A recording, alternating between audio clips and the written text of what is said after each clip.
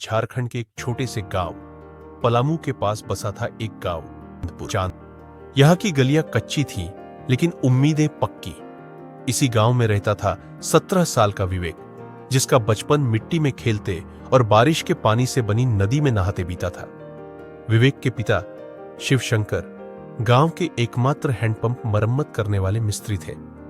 घर की हालत ऐसी थी कि छत टपकती थी और रात को बिस्तर से ज्यादा बाल्टी रखनी पड़ती थी। लेकिन विवेक के मन में कुछ और ही खलबली थी। वो पायलट बनना चाहता था। जब भी आसमान में हवाई जहाज उड़ता, वो दौड़कर बाहर जाता और हाथ हिलाकर कहता, एक दिन मैं भी उड़ूंगा। स्कूल तक पैदल 5 किलोमीटर चलकर जाता था, लेकिन कभी शिकायत नहीं की। एक दिन स्कूल में एयरफोर्स के एक अधिकारी आए और बच्चों को एनडीए नेशनल डिफेंस एकेडमी के बारे में बताया। विवेक की आंखें चमक उठी।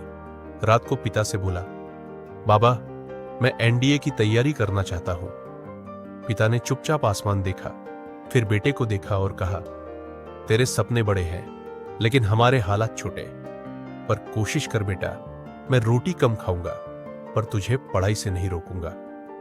अब दिन शुरू होता था मिस्त्री काम में पिता की मदद से, और रात होती थी पुराने रेडियो से मिले जनरल नॉलेज सुनते सुनते। इंटरनेट तो दूर, मोबाइल भी नहीं था। गांव के स्कूल में कोई गाइड करने वाला नहीं था। फिर एक दिन गांव में आई एक नई पोस्टमास्टर, नीलिमा दीदी। वो पहले शहर में पढ़ाती थी, अब गांव लौट आई थी। उन्होंने विवेक को पुराने एनडीए पेपर दिए और गाइड करने लगी। रोज शाम को पोस्ट ऑफिस के पीछे बैठकर वो विवेक को इंग्लिश, साइंस और करंट अफेयर्स पढ़ाती। विवेक कभी हार नहीं मानता। हाथ में छाले होते, लेकिन मन में आग थी। एनडीए की परीक्षा देने वो पहली बार शहर गया, बस से, बिन सीट के।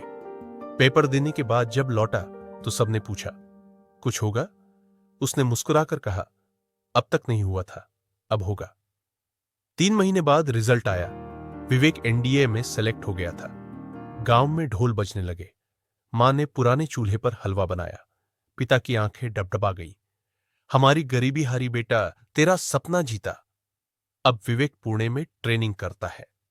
हर बार जब छुट्टी लेकर गांव लौटता है तो बच्चों को आकाश की ओर इशारा करके कहता, देख रहे हो वो उड़ता हुआ जहाज? कल मैं उसमें था। अगर मैं उड़ सकता हूं तो तुम भी उड़ सकते हो। सपनों को गरीबी से नहीं, मेहनत से मापा जाता है। मोरल: हौसलों की उड़ान में न जमीन चाहिए न जहाज, बस यकीन चाहिए खुद पर और अपने सपनों पर।